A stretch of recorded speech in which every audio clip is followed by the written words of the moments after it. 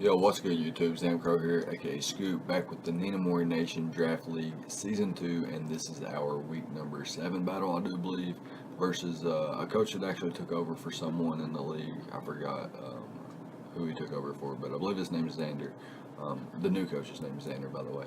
And he's got a pretty cool squad, and he brings a pretty scary team, for which I have no switch in to Star Me. As you see on squad, he's got the Mega Aggron, Starmie, Jolteon, Florges, Salamence, and the Mammal Swine. So he's got an awesome Fairy Dragon Steel Core with Mammal Swine and Starmie coming in off of things like Jolteon's Volt Switch. Really, really scary. Really, really scary. Anyways, for this matchup, we brought a defensive Mega Venusaur with Leech Seed, Giga Drain, Sludge Bomb, and Synthesis.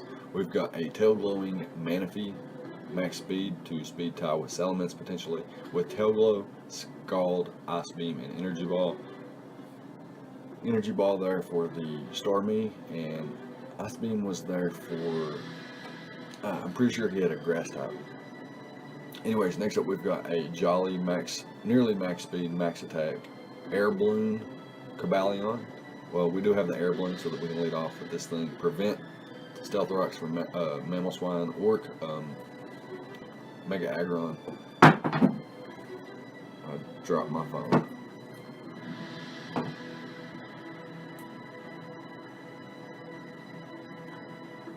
And yeah, can prevent Stealth Rocks from Mammal Swine and Mega Aggron with Taunt, and can set up a Magnet Rise if they've got Earthquake after they pop my Air Balloon, and then I've got Close Combat and Iron Head respectively for his entire team. We've got a Max Spadef, Max HP Donphan. This thing's specifically for Jolteon with Stealth Rock, Earthquake, Knockoff, and Rapid Spin. Thought about Ice Shard for the Salamence, but I felt like with Sneasel I didn't really need it. Next up, we've got Talonflame, which is going to be a Jolly variant with enough speed to outspeed Starmie, max HP, and 92 EVs in attack with leftovers, Taunt, Brave Bird, Flare Blitz, and Roost.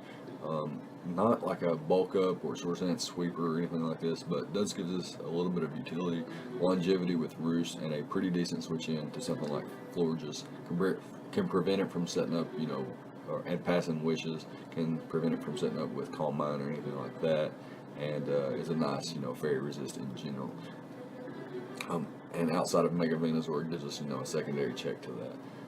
Last but not least, we have a Life Orb Sneasel with Knockoff, Icicle Crash, Ice Shard, and Pursuit. After Stealth Rocks, even if Salamence is a Yachi Berry variant, after Stealth Rocks, Ice Shard always knocks out with the Life Orb and the Jolly Max Attack.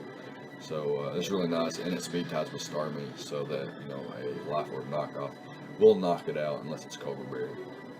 So that's really nice. Anyways, we can go ahead and hop into the battle now. This is going to be the first of 2 battles in this double whammy video. So let's go ahead and hop into it. He's going to lead off with his Mammal Swine, like I mentioned in the team building section, or just talking about my team for a second. He leads off with the Mammal Swine, and I go for the Taunt. He reveals to be Oblivious.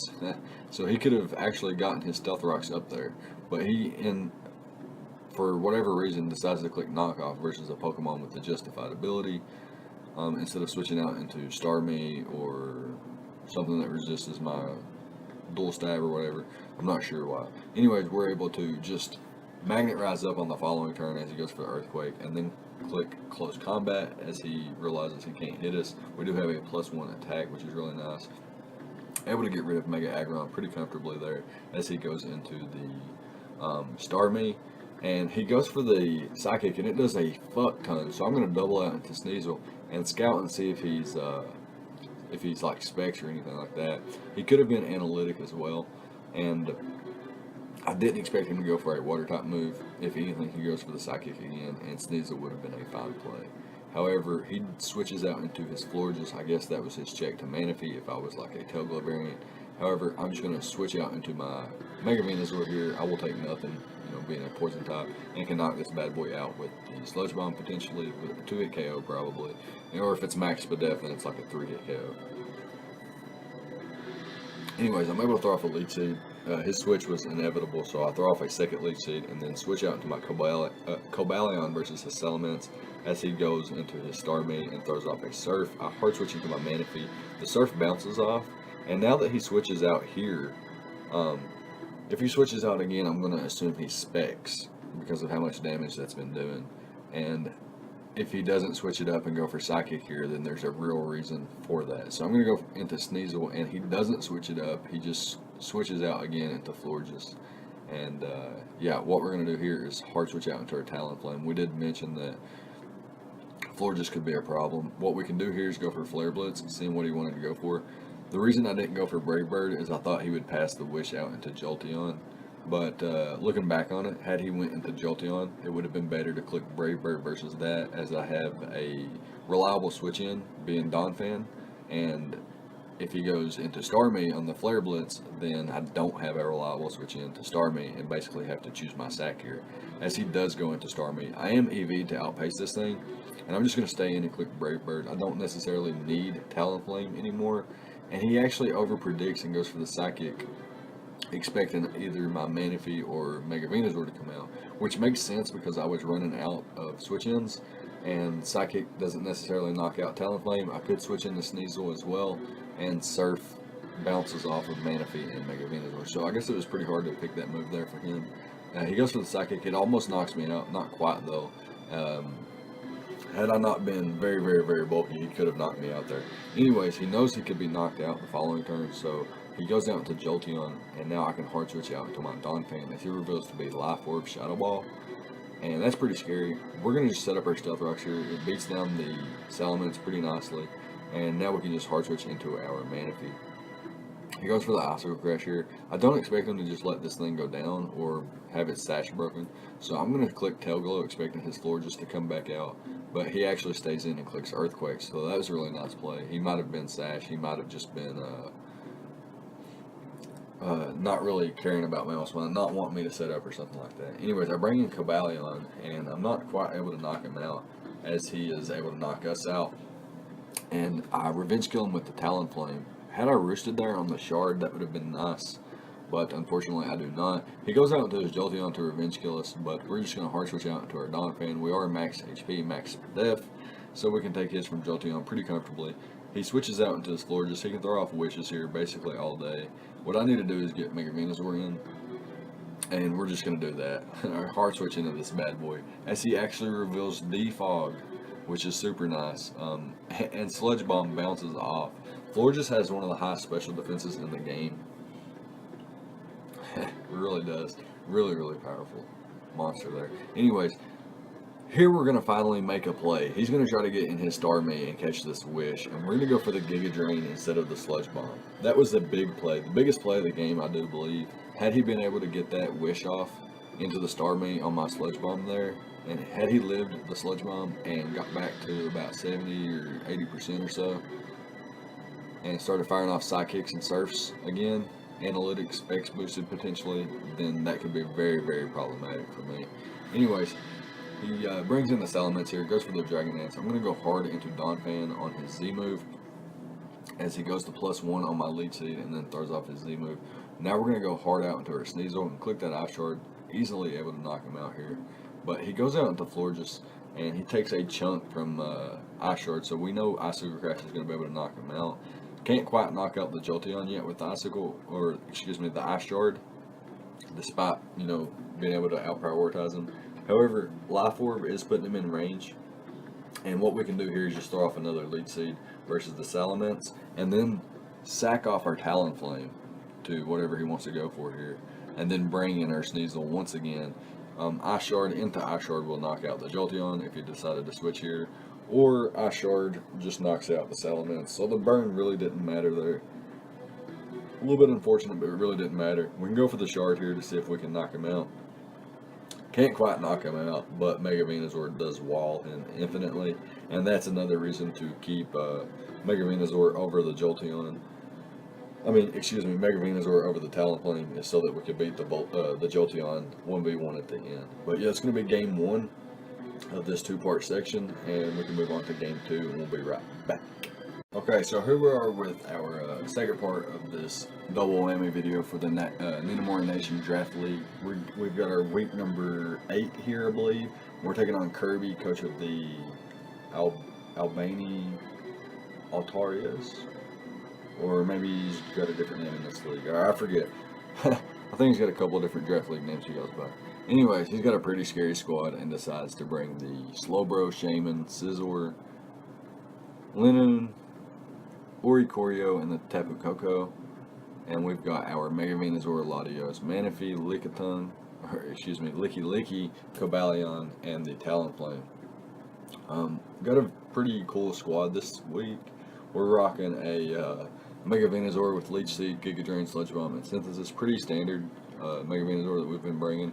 Pretty much max speed F, max HP with a little bit of defense investment and thick fat ability. Obviously, we've got a max speed, max special attack, Cobra Berry variant for Latios with Psychic, Hidden Power Fire, Roost, and Defog. Hidden Power Fire there for the the Scizor, where Psychic basically hits everything else and can't really hit Slowbro, but we do have a Toxic team for that, so something to look out for. Manaphy is actually a Tail Glow variant with Surf and Ice Beam, the only coverage I needed versus his team. I could have brought Energy Ball for Slowbro, but Slowbro is not really doing much back to me anyway. We are modest. We can set up 2 Tail Glows versus it, no matter what set it is. Because of our HP investment, we have Tail Glow, Surf, and Ice Beam, like I mentioned. Tail Glow boosting us to +3 special attack. We have Endure as our 4th move. So no matter what, if we get into or no matter what percent we get to, we can always endure to live at 1% or whatever it may be, and our Salic Berry will pop, and we'll be at +1 speed with +3 special attack, and Manaphy can just go ham potentially. Anyways, next up we've got Licky Licky, which is a Protect, Wish, Flamethrower, Ice Beam set. We've got Flamethrower and Ice Beam for Garchomp and Scizor respectively. Ice Beam also hits the Slowbro. We can't really hit, the Shaman. Ice Beam hits the Shaman. We can't really hit the Slowbro, but like I mentioned, we've got other ways of dealing with that, such as Mega Venusaur, and potentially just setting way up on it with the Manaphy. Last but not least, we have Cobalion, which has Toxic for the Slowbro specifically. I do expect the Slowbro to switch in on the Cobalion. We can Toxic it, we can block it from switching out, we taunt it, and with max HP and quite a bit of speed F investment, we should be able to handle it. We won't necessarily 1v1 it, but there's potential there, especially if we can weaken it and Toxic it early in the match. Next up, we've got Talonflame, and I do expect Slowbro to switch into it as well. Another Toxic Tauntmon here with Roost and Protect. We also have the Flyinium Z here, and that's by accident. We should be leftovers, but it is what it is. It shouldn't be too big of an issue. Anyways, we can hop into the replay now and see how this match actually goes. My opponent, or I'm going to leave with Mega Venusaur. My opponent chooses to leave with the Slowbro, so that's best case scenario for us. We're just going to throw off a lead seed as he goes out into the Oricorio. And we can hard switch out here into our Cobalion or Licky Licky and throw off Ice Beam.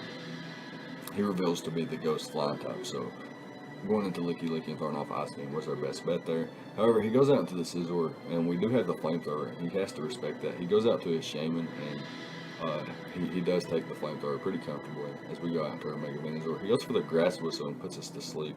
That was a pretty nice take, to be honest, as it allows Oricorio to come in and potentially set up on us. However, we can taunt that thing, but we're going to throw off a Toxic here as he goes hard out to the Slowbro, and he reveals to be Lumberry, and our Toxic is kind of negated there. However, we're going to go for Toxic again, and we actually get him this turn,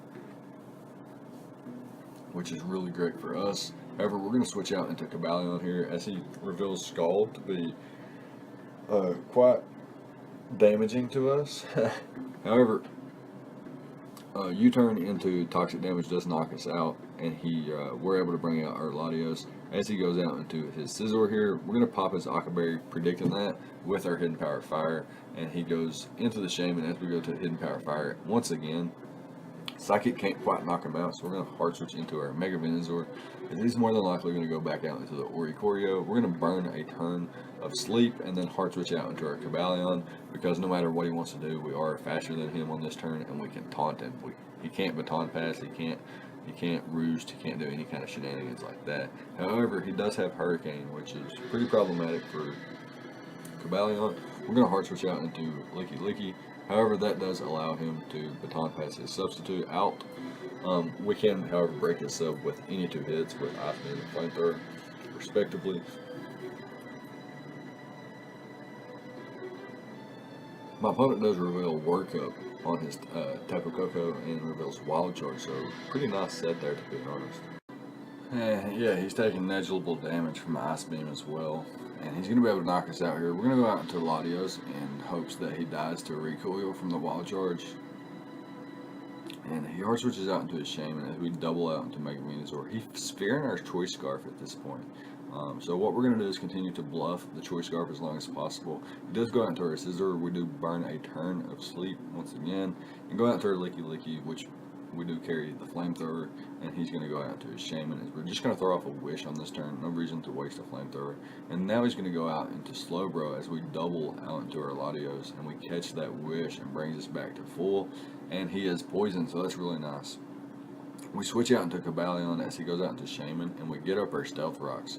He goes for Seed Flare, but it doesn't do too much. It kind of bounces off, and he hard switches into his Scizor as we block him. So he can't switch out here unless he U-turns. Unfortunately, he roosts up, despite me being able to taunt him there, and then he U-turns out as I bring in Licky Licky and I go for the Flamethrower. Had I went for the Ice Beam there, I would have potentially been able to knock out the Oricorio, which would have been nice, as it's been a real nuisance so far. I would like to poison that bad boy, but he does go for the substitute here. Thankfully, we're able to break his sub with the Ice Beam, so that's really nice. And he's not going to be able to get away from us for too long. He just can't do it. He can't get away. I'm going to continuously be able to break his sub here. I don't know how long this goes on. Hopefully he starts roosting or baton pass or something soon. And he does roost now, and he goes for the Hurricane. Okay, so that's what's going on. And he misses. Unfortunately for him, we do get an Ice Beam off. Again, does nothing, and he's not, we're not going to freeze. So it's kind of boring here.